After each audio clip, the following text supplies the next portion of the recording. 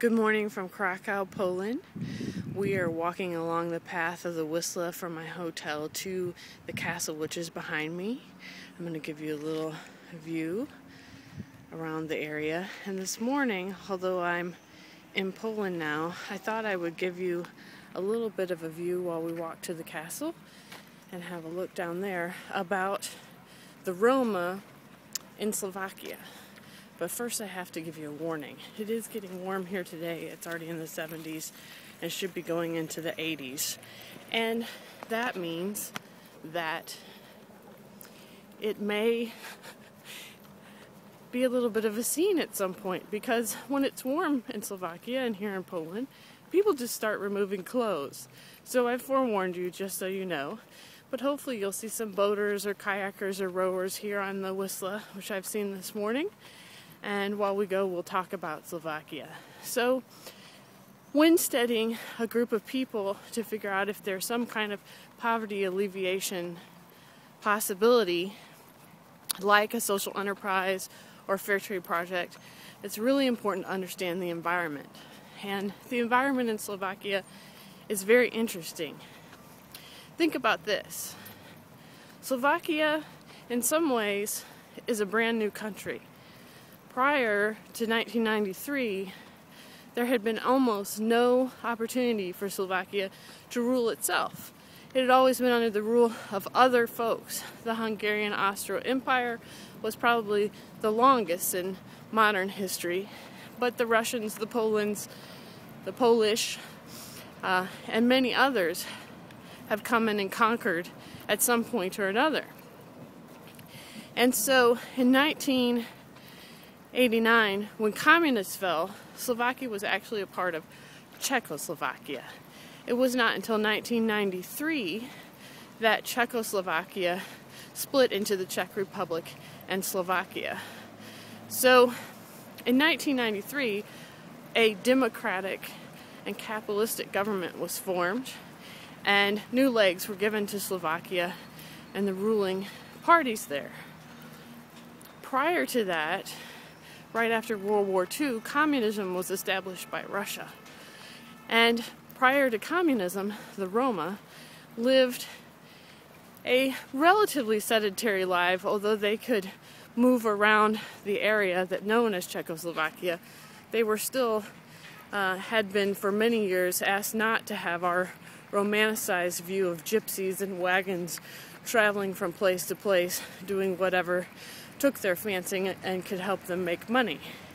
They definitely are people who benefit from being around other people and performing services, providing products and goods like ironwork or fixing things, tinkering, making baskets and brooms and troughs are very important for animals to drink out of in eastern Slovakia, and still a craft practice today. These are things that came out of their origination, most believe, in India. And India has a caste system. And the caste system then determines what type of work you can do as part of the society. So, in that fashion, they were then asked to settle down during the Hungarian rule.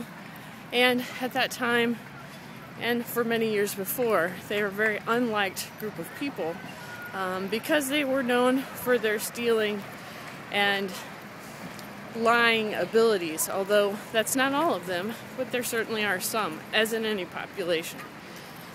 So it was even popular at times to hunt them for sport. I hate to say, but it's true. But back to communism. So when communism came along, discrimination, racism were not tolerated in any way, shape, or form. And so at that time, the Roma were integrated with the rest of the population.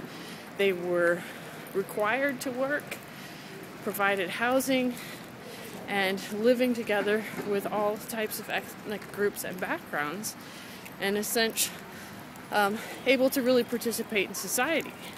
So because of that, the Roma look on communism as a positive time, a time of jobs, a time that actually had the ability for them to work.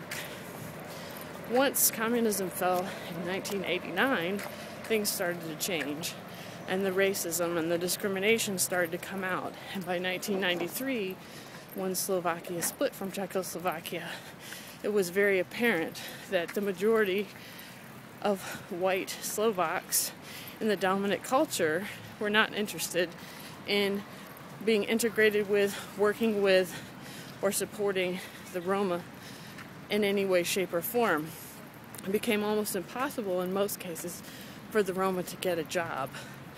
And they started being moved into settlements.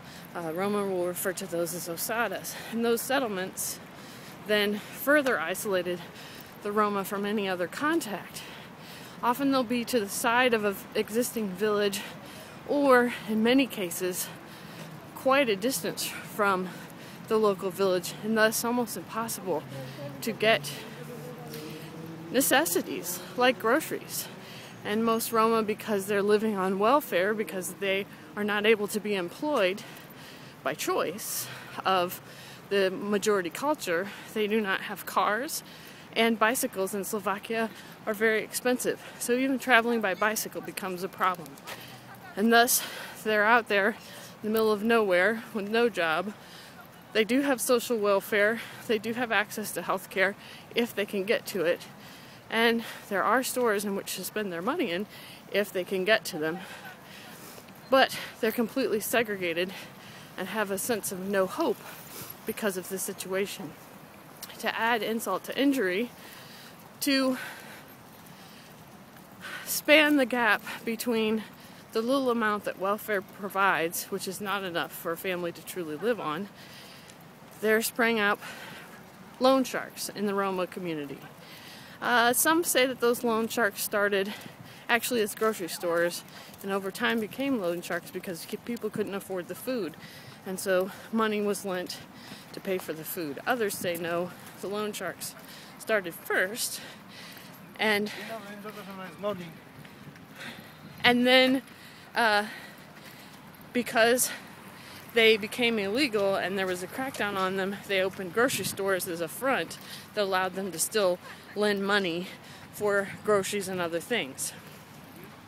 Either way, it's left the Roma in a horrible situation in that they're saddled with debt, living on social welfare, unable to get jobs.